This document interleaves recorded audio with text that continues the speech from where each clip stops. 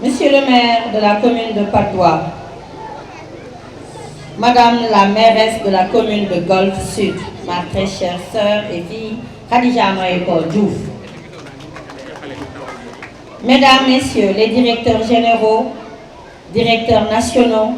les chefs de service, coordonnateurs de projets et programmes, Monsieur Mamadou Wangui Mao, représentant les organisations de la société civile, Son Éminence Imam Alioune Anne, président de l'association des imams de la commune de Patte d'Oie, Monsieur Cheikh Mbaye, président de l'association des maîtres coraniques, Mesdames, Messieurs les délégués de quartier, Mesdames les Badianougor, distingués invités, mes chers enfants, c'est pour moi un réel plaisir de présider ici dans la commune de Patte d'Oie la clôture de la 36e édition de la Semaine nationale de l'enfant, célébrée sous le thème « L'éducation pour tous les enfants en Afrique, l'heure est venue ». Ponctuée par diverses activités de sensibilisation et de plaidoyer sur la promotion des droits et la protection des enfants, cette semaine a été une occasion pour nous de partager et de réfléchir ensemble sur les défis et les opportunités liées à l'éducation de nos enfants. Mesdames, Messieurs, le Sénégal a toujours accordé une attention particulière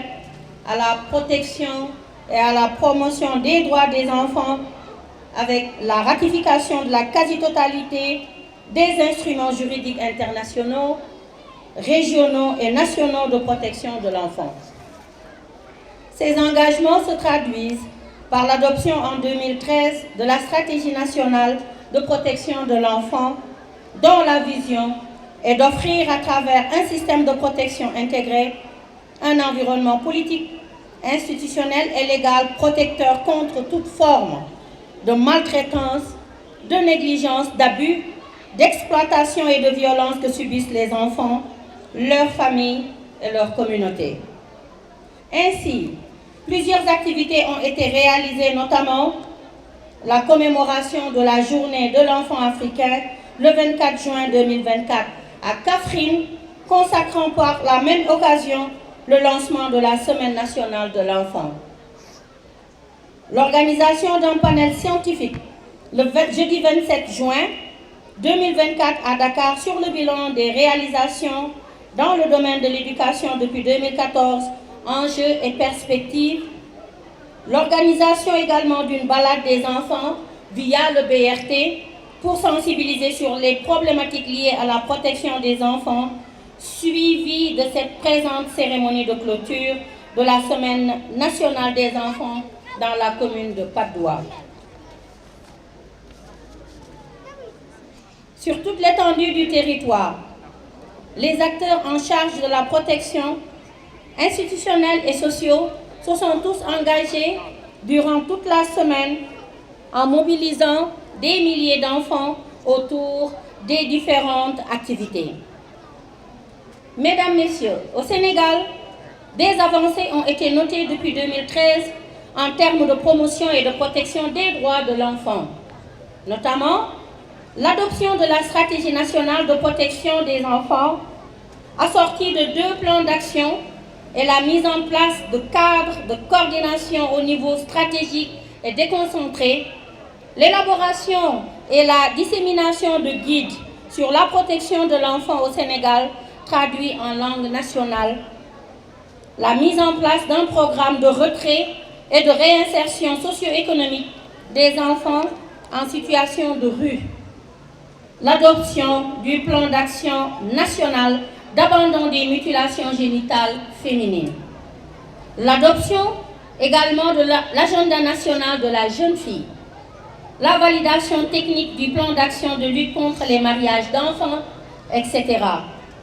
Le projet d'appui à la modernisation des DARA, le PAMOD, le programme d'amélioration de la qualité et de l'équité, la transparence du secteur de l'éducation et de la formation, Cependant, les problématiques relatives à l'éducation des enfants, telles que la déperdition scolaire, les abris provisoires, les taux de scolarisation faibles, le non-enregistrement à l'état civil, demeurent toujours d'actualité et doivent être l'affaire de tous. Il en est ainsi des mutilations génitales féminines, de l'exploitation des enfants par la mendicité, des mariages d'enfants, du travail des enfants. Mesdames, Messieurs, conformément à la vision de son Excellence, le président Bassirou Diomaye Diakhar Faye, codifié dans le projet Transformation systémique du Sénégal, précisément à son axe 3, capital humain et qualité de vie, le gouvernement du Sénégal, sous la houlette de son Premier ministre, M. Ousmane Sonko, s'engage résolument vers l'amélioration de la gouvernance, de la qualité et du financement du système d'éducation et de formation. Un accent particulier sera mis sur l'éducation des enfants en situation de handicap, de même que l'intégration effective des langues nationales et des daara dans le système éducatif. De même, le processus d'adoption du Code de l'enfant et du Parlement des enfants sera revu en concertation, certes, avec les acteurs pour aboutir à leur finalisation. Toutefois, cela nécessite la participation de toutes les parties prenantes, gouvernement, société civile, partenaires techniques et financiers, communautés et même vous, les enfants. Je salue l'engagement de tous les acteurs, publics ou privés, internationaux, régionaux et nationaux, de soutenir davantage l'éducation de tous les enfants. Je remercie vivement tous les partenaires qui ont bien voulu nous engager par la réussite des activités en faveur des enfants. Je remercie chaleureusement le Comité national de pilotage et les diverses commissions qui n'ont ménagé aucun effort pour la réussite de ces journées. Je vous invite à préserver dans cette dynamique pour garantir un monde meilleur à nos enfants. Je remercie enfin tous nos invités du jour, autorités administratives, religieuses et coutumières qui ont bien voulu communier avec nous en faveur de nos enfants. C'est sur cette note d'un renouveau des potentialités que je déclare close la 36e édition de la Semaine nationale de l'enfant. Je vous remercie de votre aimable attention. Avant de développer en Wolof, je voulais, à l'attention de ma très chère sœur Khadija Mayekor Diouf, maire de la commune de Golfe Sud, pour lui dire 1000 fois merci Khadija, pour votre témoignage qui m'a donné la chair de poule. Je suis très émue par tous ces souvenirs que tu as rappelés. C'est parce qu'en fait, tu es une très grande personne, une très grande dame, dont la contribution à la réalisation du projet est incommensurable. Comme toujours, tu as frôlé la mort pour défendre l'idéal que nous, comme moi, tu as frôlé la mort pour défendre l'idéal que nous partageons. Effectivement, Khadija, on se ressemble. Et qui se ressemble, s'assemble. Je suis très touchée par ta présence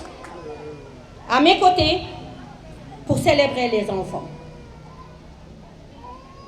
Tes mots forgeront chez ces enfants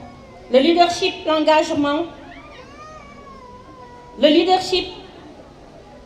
l'engagement, qui forgeront chez ces enfants l'engagement, et la citoyenneté.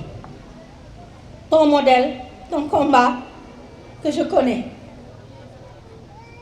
que je te reconnais en plus. Les inspireront. C'est mon souhait. J'ai pris bonne note de ton offre de partenariat en faveur de nos enfants et te dis que je suis prête. Dès la semaine prochaine, nos services se mettront ensemble pour nous proposer un agenda. Merci beaucoup, Khadija.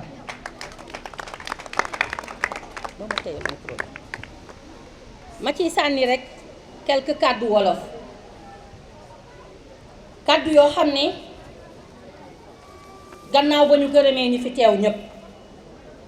di leen jox seen wàccuwaay bàyyiwuñu kenn ndax xam nañ ne jot bi ngeen fi teg mu bàyyi leen fi nekk na jot boo xam ne kenn amatu ko mais bàyyi ngeen lu baree bari ba mën fi teew ak ñun tey ñu leen ciy gërëm di leen wax jërë ngeen jëf waaye nag sunu doom yi jar nañ ko doom alalu yàlla la te xale yi Sénégal ñooy sunu yaakaaru ëllëg kon lu ñu def ngir ñoom rek fayuko yàlla xaj na ci yàlla na leen yàlla fay tey am naa mbégte lool toog ak yéen pour tëj li nga xamante ne mooy semaine bi ñu jagleel xale ci réew mi édition 2024 bi nag yàlla dogal man maa ko fekkee yàlla dogal maa ko teewee maa ko ubbi tey jii ma toog jàkkaarloog yéen fas yéene koo tëj ñu def ci activité yu bari bañ koy ubbi Kaffrine la woon dimanche bii passé lañ fa yegg altine bi ñu dajale xale yépp comme ni ñu def fii keroog kenn desul ñoom ñëpp a teew présence bi ma ci gën a neex nag te moom laa fekkaat fii tey ci Patte d'Oie xale yépp ñëw nañu waaye dañu ne ñun dañ ciy boole daara yi parce que ci lañu bokk ustaas yi imam Aliou Anne ma koy gërëm ci taxawaayam di am mbégte lool aussi ci ni mu taxawee wan nañ ñu ne ñoom tamit ci lañu bokk ndax bu ñu nee jàng mën naa nekk ci école tubaab bi waaye mën naa nekk tam ci daara ji ndax xam-xam ci lépp la jaar te tey jii ñun suñu yéene mooy fexe ba modernisation wu daara comme ni xale yi nekkee ci l'école tubaab bi ñun ciy boole li nga xamante ni moo leen di jëriñ ndax xale mënul bu jàngee ba wàcc ñu jox ko pot ne ko demal yalwaani fekk xale ba nekk ci école tubaab bi moom dem di football wala di fo wala di jàng ci biir kër gi. Tous les enfants ont les mêmes droits à l'éducation. ma leen di xamal ni le président Bassirou Diomaye Diakhar Faye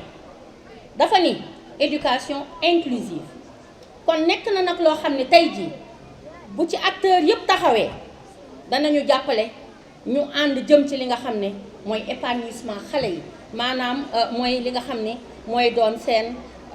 jàmm ak seen salaam ba ñu mën a jàng li nga xam ne moom la ñu bëgg a def seen bopp yi ndax kenn xamul kañ la mais kenn xamul kan la léegi nii sama sœur Khadija mi ngi koy wax kenn xamul ndax xale yi fii ñu nekk nii am nañu ki nga xamante ni mooy doon le prochain président de la République du Sénégal yàlla na ko yàlla def waaye nag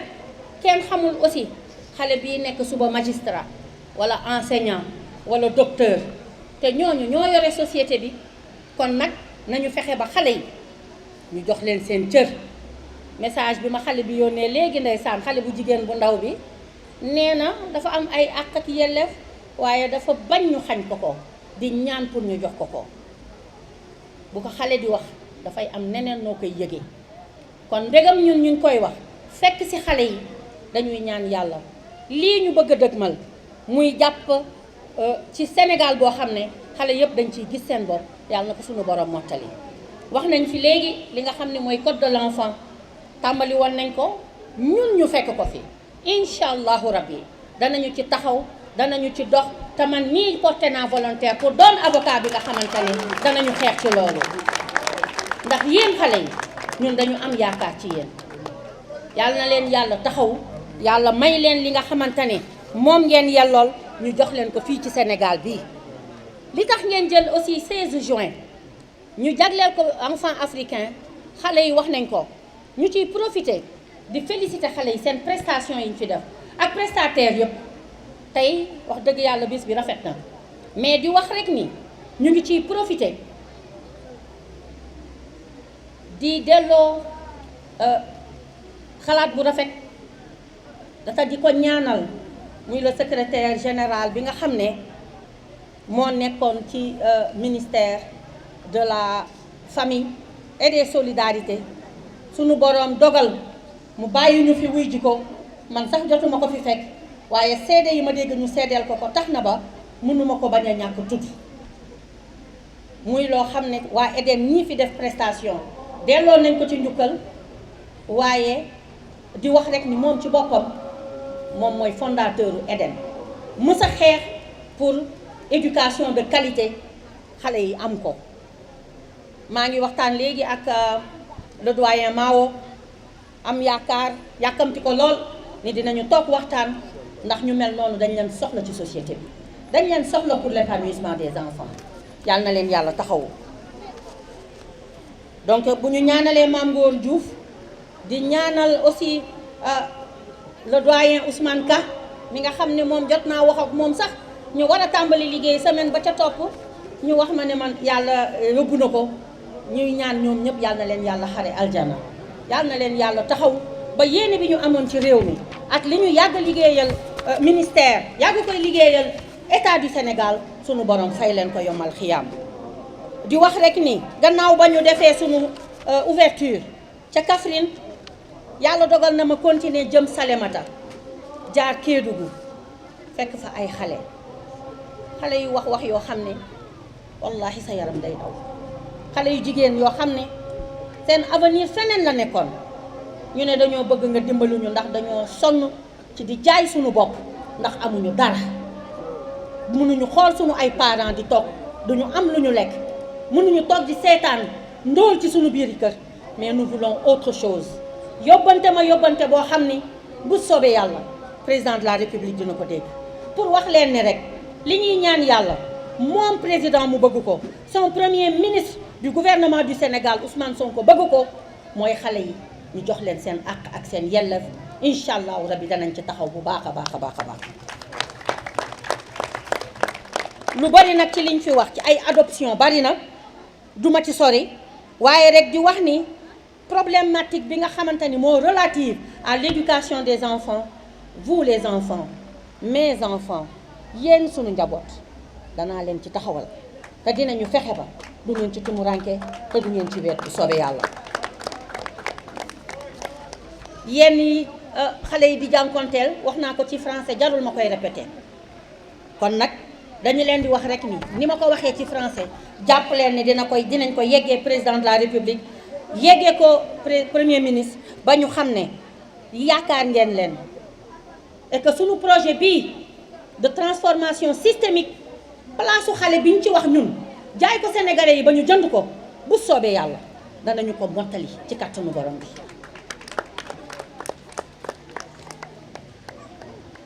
ñu bëgg nag ngeen bañ a doon xale yiy toog di seetaan dégg naa seen message yëpp dégg naa li ngeen wax yëpp ñun loolu la ñuy xaar jeunesse boo xam ne dafay xam li mu bëgg xam li mu moom buñ ko joxul mu laaj ko. Et c'est ce dialogue que je veux entretenir avec vous. C'est ce dialogue direct que je veux avoir avec vous, mes enfants. La famille ne peut s'épanouir sans ses enfants. kon xam leen ni ñun yaay yéen ñii la ñu yaakaar te dinañu waxtaan danañu daje danañu diisoo danañu déglu seeni kàddu pour mën koo gën a doxal ni mu waree. am nañu yaakaar ni seen semaine bii kontaan ngeen ci bi ñu duggee ci BRT bi maa ngi waxtaan ak yéen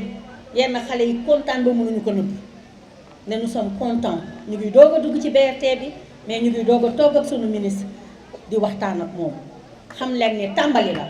luy continuer lay doon maa ngi leen di jaajëfal bu baax di wax ni je